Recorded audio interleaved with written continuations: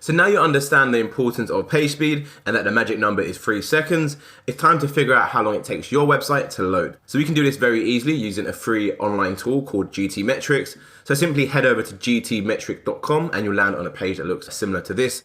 Once you're on this page, you want to simply enter your website into this box at the top and then click Analyze. However, before you do that, I just want to share with you a pro tip. If you actually sign up and create a free account, you can actually change your browser location. So your browser location is basically the location this tool is going to test your site speed from. So Level Finish is obviously targeting the US, and currently the browser location is set to Vancouver in Canada. So this won't be a true reflection of how long my site takes to load. So what I want to do is change that to the right location. So like I said, if you create an account, you can actually change this location. So I'm going to find one in the US, which I've just got Dallas right here. I'm just going to check if there's any more. Okay, I've got China, UK, India, Australia, Brazil. Okay, so that's fine. So I'm going to go with Dallas as that is the only one based in the US. So once I've done that, I'm not going to worry about the rest. I'm simply going to click Analyze.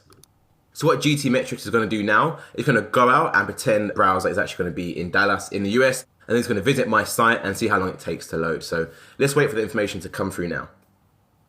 So as you can see, the information is now populated and it took my site 1.4 seconds to load. So that is really good as that is below 3 seconds, so we have nothing to worry about. This tool is actually really good as well as it tells you what you're doing really well and what you can work on. So essentially, when you see A, it means I hit 100%. So for example, enable compression. You scored 100% on this recommendation, nothing to do here. So all my files are compressed, which is really good. They've given me 100% for that. However, if you scroll to the top, you can see I've got an F grade, I've got a B and a B. So I wouldn't really worry about these because I'm well within 3 seconds. However, if your site time is maybe 8 or 9 seconds, I would definitely look at the things you can do to improve. However, like I said, for me, it's not really an issue as my site does load fast. And another pro tip as well is you want to retest this, I would say another 2 times. So try and get 3 figures for your website, as sometimes the information can be a little bit inaccurate. If you test it 3 times and then take the average, that will give you a true reflection of how long it takes for your site to load. So I'm going to retest this now and just make sure I'm still around about the 1.4 seconds. Now I might go up to 1.8, I might drop, it doesn't really matter.